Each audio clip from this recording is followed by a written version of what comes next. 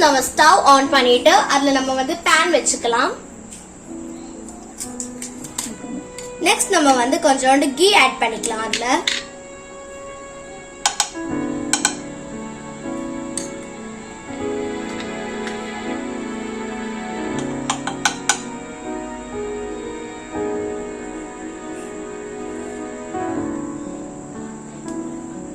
இன்னும் கொஞ்ச நேரத்துல கீ அப்படியே கரைஞ்சிரும் பாருங்க. ஃபர்ஸ்ட் நம்ம போட்ட கீஸ் எல்லாம் மெல்ட் ஆயிடுச்சு. ஓகே, இப்போ நம்ம போட்ட கீஸ் எல்லாமே மெல்ட் ஆயிடுச்சு. நெக்ஸ்ட் நம்ம வந்து கொஞ்சோண்டு கிஸ்மிஸ் அப்புறமா அண்டிப்பருப்பு நான் எடுத்துக்கிறேன். உங்களுக்கு என்ன நட்ஸ் வேணுமோ நீங்க ஆட் பண்ணிக்கலாம், பாதாம் அந்த மாதிரி. ஓகே, நம்ம இப்போ வந்து இந்த நட்ஸ் எல்லாம் நல்லா கிண்டி விட்டுக்கலாம்.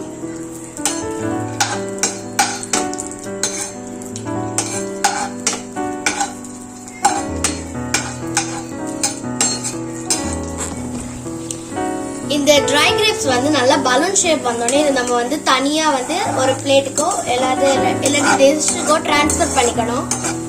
பாருங்க அப்படியே பலூன் மாதிரி ஊதுதுல. ஓகே, இப்போ நல்லா வந்து ட்ரை கிரேப்ஸ் வந்து நல்லா பலூன் மாதிரி ஆயிடுச்சு.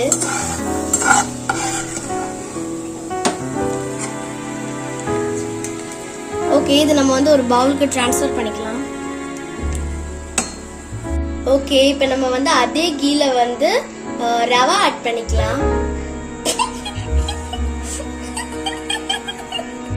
நம்ம இதை வந்து நல்லா வறுத்து எடுத்துக்கலாம்.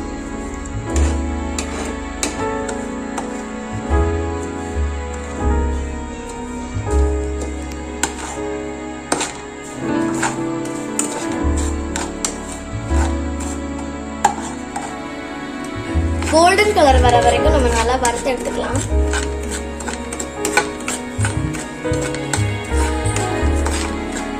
கொஞ்சம் கொஞ்சமா கலர் மாறுது பாத்தீங்களா? ஓகே, இப்போ நம்ம வந்து நல்லா வறுத்ததுக்கு அப்புறமா கோகனட் மில்க் ஆட் பண்ணிக்கலாம்.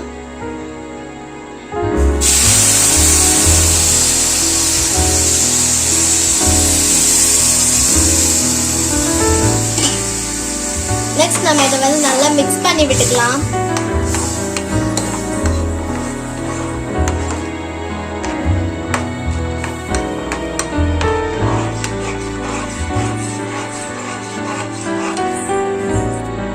நல்லா வந்து திக்காக ஆரம்பிச்சிடுச்சு. கோகனட் மில்க் நம்ம ரெசிபிக்கு ரொம்ப நல்ல ரிச் டேஸ்ட் கொடுக்கும்.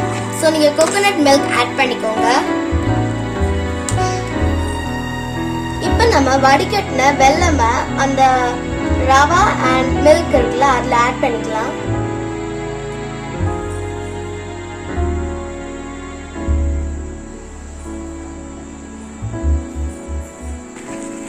நல்லா மிக்ஸ் பண்ணிக்கலாம். இந்த மாதிரி கட்டியே இல்லாம கலந்து விட்டுக்கிட்டே இருக்கணும். நல்லா கலந்து விட்டுக்கோங்க, எந்த கட்டியுமே இருக்கக்கூடாது. அப்பதான் நமக்கு சாப்பிடும் போது எங்கேயும் தென்படாது. ஃபைனலா நம்ம வறுத்து வச்சிருந்த cashew nut and try grapes அதில் மிக்ஸ் பண்ணிக்கலாம்.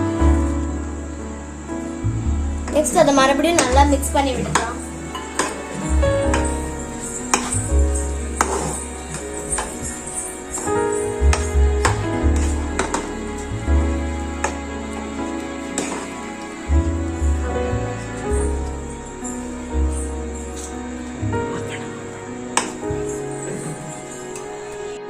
அவ்வளவுதான் ஃப்ரெண்ட்ஸ், நம்மளோட டேஸ்டியான சுவையான ரவா கேசரி ரெடி.